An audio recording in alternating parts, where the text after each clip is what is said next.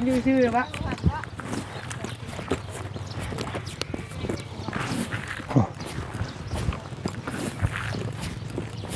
น้องขนาดนั้นแต่กันงามเหรอยังงาม เมียงามอยู่กันได้แต่มันก็มายืนอยู่ชื่อปะแม่เอ้ยนี่เห็นมอนี่ลูกยามลูกเฮ็ดเล็กนี่โอ้แม่นี่บ่เบาดิยามลูกไปเล่นเห็นยามลูกไปเล่นแล้วแม่เราเบาแต่ลูกไปเล่นเบาแต่ลูกบ่ดีเห็นยามลูกเฮ็ดเล็กแล้วบ่เบาฝืดโอ้บ่เอาไปเบาว่าลูกเฮ็ดดีมีแต่บอกว่าลูกช่างฝาบลูกจักดังลูกจักดีเพราะแม่นี่ลูกยามเวทก็เฮ็ดเล็กยามไปลินก็ไปลินนี่มอแต่ยามไปลินมอแต่ยามเสียหายนี่มอฝืนลูกฝืนบ่ได้บ่จบนี่ยามเฮ็ดเวกก็มอแต่ลูกช่างฝาบช่างความดีช่างฝาบจากมีหน้าบ่แม่นลูกก็เป็นคนดีกันมื้อหน้าอย่าบอกคนนี้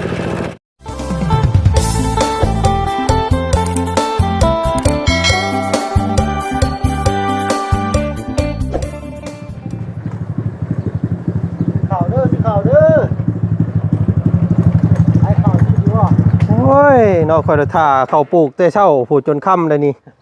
ยังบ่เอามาให้จักเทื่ออยู่อ้าวเนาะหลงทางหน่อยนึงที่นี่อึ๊บเอ้าพ่ออยู่บ่นี่ผู้ดีแล้วอีก2ให้ผู้ดีแล้วซำนี่ผู้ดีโอ้ยสบายดีเจ้าสบายดีไปลงไปบ้านเข้าซอยได้สบายนี่นี่แล้วให้หน้านี่ยัง2ให้เอ้าว่าสิเฮ็ดกันศาสตร์ฮะว่าสิเฮ็ดกันศาสตร์อยู่เฮือนนะกันศาสตร์มาใช้กันศาสตร์ฝนนี่แล้วกำลังสิเทบ่อันติดกันศาสตร์ออกมาในหน้าต่างนะเวลาฝนตกแล้วมันไหลเข้าเฮือนโอ้เอาบ้านเข้าช่วยเจ้าก่อนก็ได้ครับมาบ้านเข้าใส่ก่อนจังไปเคยบ้านเด้แบกปึ๊บปั๊บผู้ลงให้หน้าพุ่นปึ๊บเอามาว่านั่นเด้ออันคู่มาพี่น้องเลยเนาะทักทายสบายดีมื้อนี้พ่อกันอยู่ให้อยู่หน้าอีกคือเก่าเนาะ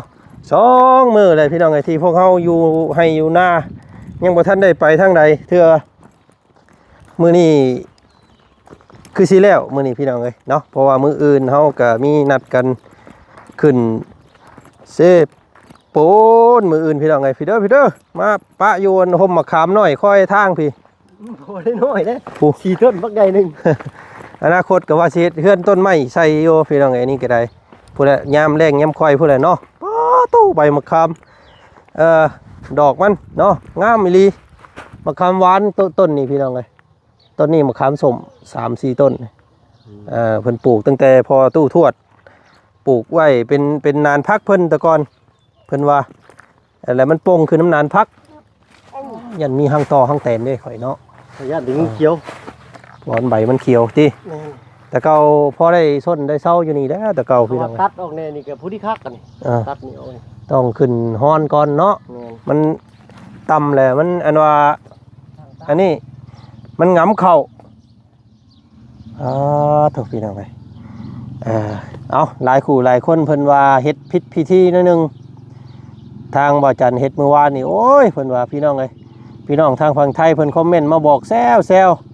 จังพอประเทศลาวส่วนหลายเฮ็ดหน้าบ่ได้เข้าเพิ่นว่าพี่น้องเลยเฮ็ดบ่ถูกสูตรเพิ่นว่าโอ้โนยังนี่นอเผือกได้น่ะเผือกหรือกระพุ้งบอนต้นกระพุ้งต้นบอนต้นอันนี้แหละต้นขี้มุกอันน่ะต้นหัวพุกกันนะหัวต้นขี้มุกเพิ่นเอาไปขายกิโลละ1,000นั่นบ่เพิ่นต้มให้หมูนะต้นลำขี้มุกบ่เอียงครับลำมันคือเผือกนี่เพิ่นว่าต้องคาดก่อนเพิ่นว่าคาดแล้วว่านแล้วคาดล้ำอีกเพิ่นว่าเนาะแต่ว่าทางว่าจันนี่คิดว่าไทยแบบนี้แหละว่านก่อนว่านในจังคาดถมเนาะมันจังลงลึกแล้วก็มิดเข่ามันจังมีหยังจังบ่กินเนาะถ้าเฮาว่านก่อนเลยเฮ็ดขั้นแล้วถ้าเฮาคาดแล้วว่านเนี่ยมันก็เห็นมิดเขาเนาะพี่น้องได้ไล่นกได้บัด ตัวนี้เฮ็ดสูตรนี่ได้พี่น้องเอ้ยบาทนี่เนาะ บ้านเขาเอากระถางมาให้นี่เด้อ มาเด้อกระถาง เพราะจุไหนกรุบแม่นบ่ ปอจุในเอามื้ออื่นสิพากันเดินทางแล้วพี่น้องเอ้ยเนาะมาอยู่น้ำครอบน้ำครัว4มื้อก็กินฮอดน้องสอนแล้วว่าซั่นพี่น้องเอ้ยเนาะโทรหาเราอยู่บ่มื้อนี้ โอ้เพิ่นแชทมาเมื่อคืนนี่เด้อแหละพอดีลุกมาเข้าห้องน้ำว่าสิกลับมาตอบเพิ่นก็ทิ่มหัวลงก็รับเลย อืม ประมาณนั้น4 ทุ่มนี่แหละเพิ่นแชทมาเมื่อคืนนี่เนาะยกโป้มาติ้งโอ้น้องช้อนพอดีได้ยินเสียงก็ตื่นเลยก็เขา รอบหน้าสิพาเรามานำได้มารอบ อ๋อ รอบนี้อันเฮาขึ้นไปรอบนี้เฮากลับลงมานี่แม่น เอาเพิ่นมานำ เอาเพิ่นมานำได้พี่น้องเอ้ยเนาะเราว่าเราอยากมาก็สิพาเรามาอยู่จัก2-3มื้อแล้วก็แม่นขึ้นไปส่งมาให้เราทดลองเบิ่งการเฮ็ดไร่เฮ็ดนาคือบ้านเฮามันสิเป็นจังได๋พี่น้อง ไผสิเบิ่งพ่อเพิ่นฉัน อ้าวเราก็เบิ่งผู้เดียวเราก่อนนั่นแหล้วอยู่นํเขาน้ององน้องออนนั่นแหล้วพี่น้องเอ้ยเนาะคือสิได้อยู่ดอกพาเรามาจัก3 มื้อ4 มื้อซ้ำเฮามาบ้านนี่แหละแล้วก็พาเราขึ้นไปส่งคือเก่าเนาะเอาถ้าอันคุแข้งแหกกระหมอกมาก่อนพี่น้องเอ้ยเนาะสิพามาวานอีกรอบนึง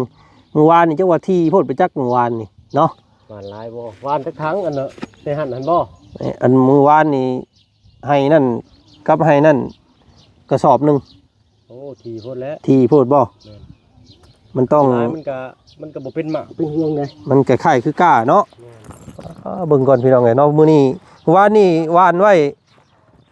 แล้วยังบ่ทันได้คาดมื้อวานนี่ฮะสำนี่น่ะได้สำนี่2คู่ได้ข่อยเฮ็ด2ถังข่อยนี่แล้ว นี่พี่น้องเอ้ยเพิ่นคาดเรียบร้อยเนาะถมไว้เรียบร้อยโธ่เพราะว่าวานเพื่อนุกเพื่อนูแหละเนาะ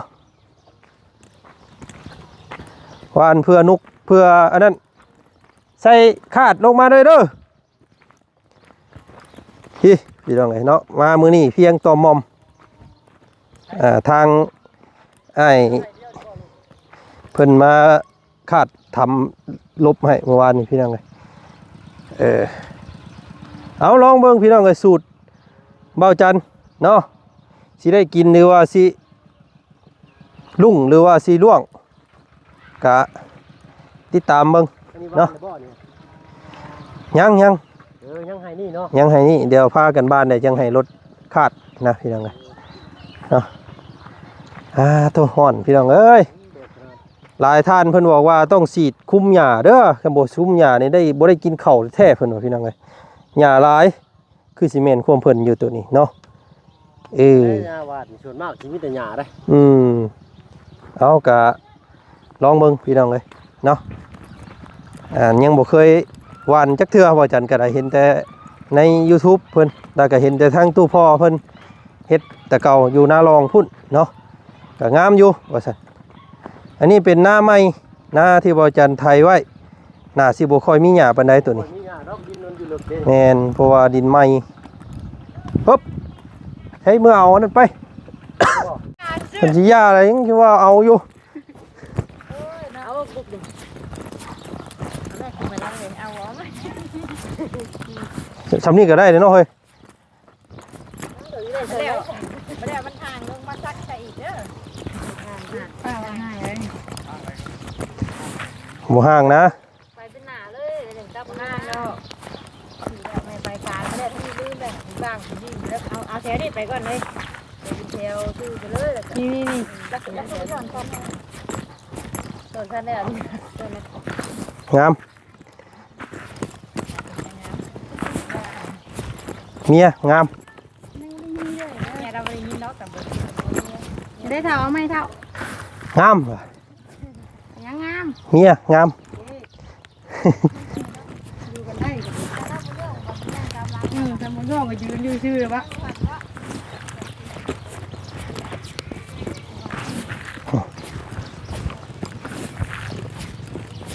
ร้องขนาดนั้นไปกัน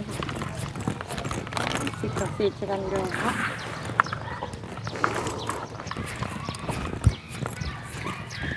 ห่างกว่าว่านนี่ได้ตัวนี้เพิ่งค่อยว่านนี่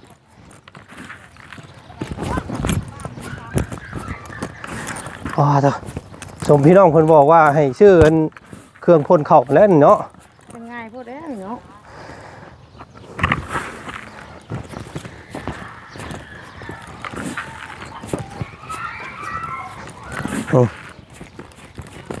ผมก็เคยว่าคอยว่าละเอียดชุดเลยคำว่ายังโมงามนี่ก็จักชิว่านี่ได้ ก็อยู่บ้านสำคัญก็บอก เอางามเปิดเท่านี้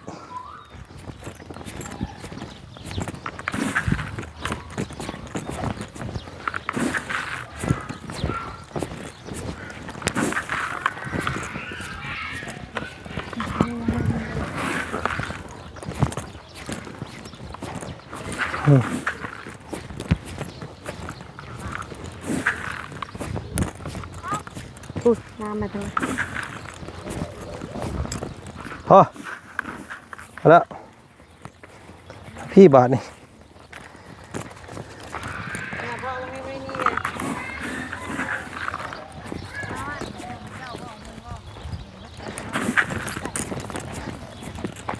บานที่หลายมัน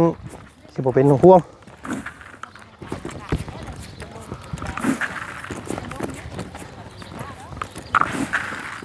คู่หนึงก็อยากเบิดเนาะมาเลยทั้งนี้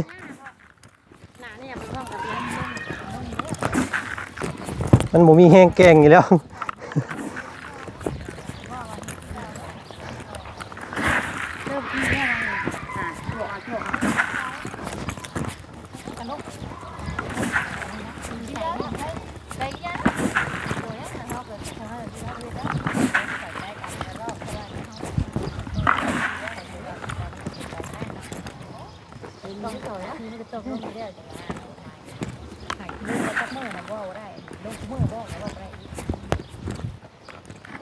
ลงไปว่าน้ำหน้าจันนะ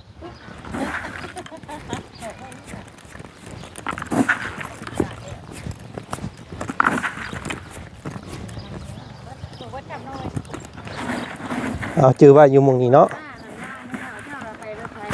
เอากันเด้อ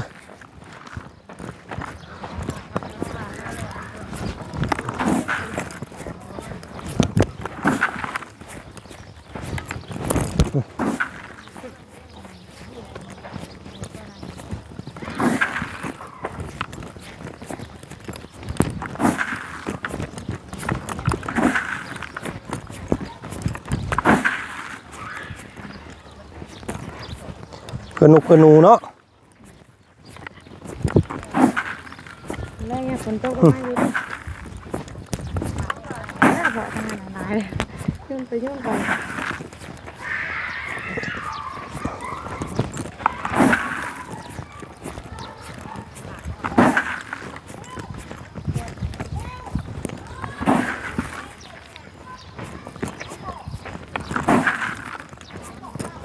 เอาทั้งเจนั่นเลยจ้ะเอา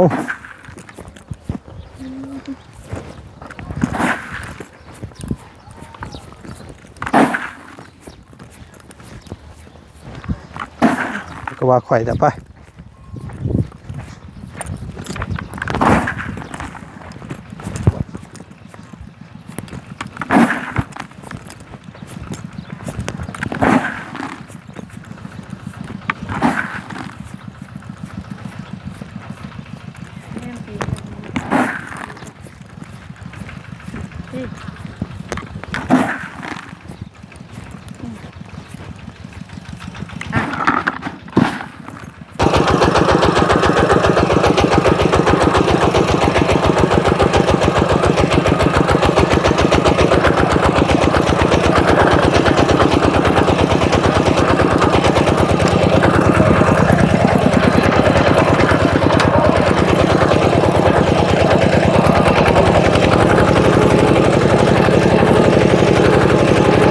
พี่น้องเอ้ย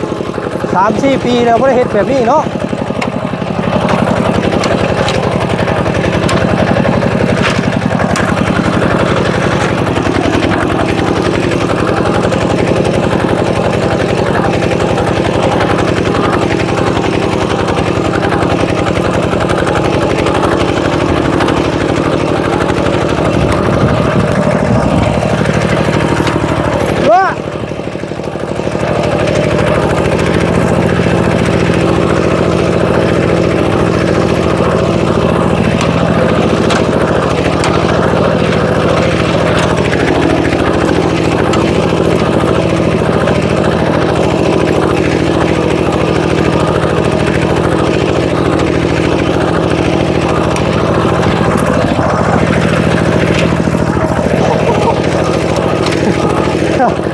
โ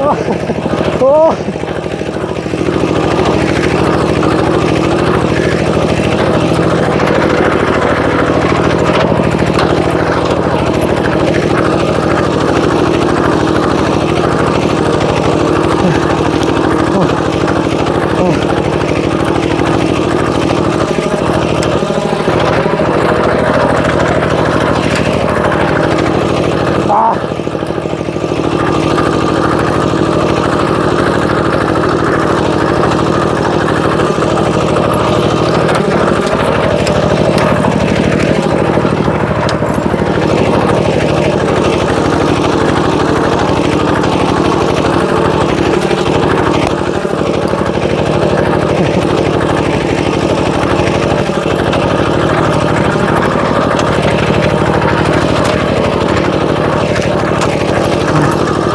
โอ้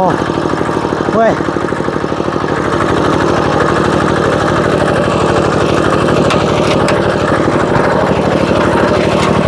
โอ้เว้ยโอ้โอ้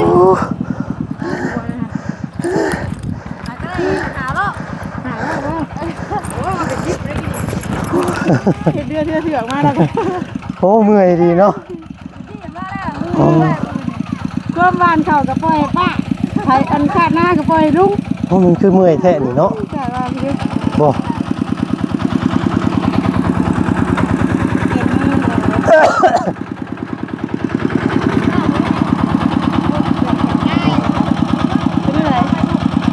คือหมู่คือสมัยยังน้อยเนาะ เท่าแล้วว่า เท่าเลย ตายแล้วตัวแล้วว่า อ๋อตายดีแบบนี้ ได้ให้เขานั่น ทำไปจักสองรอบนี่แม่นได้พุ่นแหละสุขศาลาพุ่นแหละพี่น้องเอ้ย นี่ก็เป็นสภาพไปแล้วจะนี่กัน อ่าเมื่อย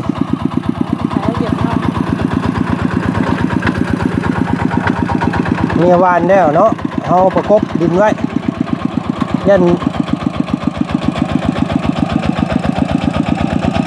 โอ้แต่เพิ่นเฮ็ดช่องสิบ่เมื่อยดอกเบิ่งเนาะ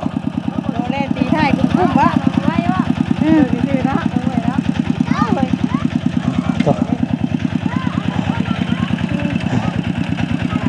เบิ่งว่ามันออกเลยเนาะ เอาใส่เบิ่งสีมือเด้อพี่น้องเอ้ยติดตามเบิ่งนํกันจักสิแม่นหญ้าจักสิแม่นหยังและขึ้นมาเนาะจักสิแม่นข้าวจักสิแม่นหญ้ากะบ่กล้าสิพี่น้องเอ้ยแบบหลายคนเพิ่นบอกว่าให้ฉีดยาคุมหญ้าไว้จังซั่นน่ะบ่ได้กินเพิ่นว่าแต่เฮาบ่เคยเฮ็ดจักเทื่อด้วยเนาะย่านมันมีผลต่องัวต่อควายแน่หรือว่าย่านมันปลาปูปลาหน้าน้ำนั่นแหละพี่น้องเลยเนาะเดี๋ยวสิลองเบิ่งนะจังให้คุมหญ้าไว้สิถ้าว่ามันบ่มีผลกระทบอะไรก็สิทดสอบเบิ่ง ไล่ตีไทยกันเลย ครับเอ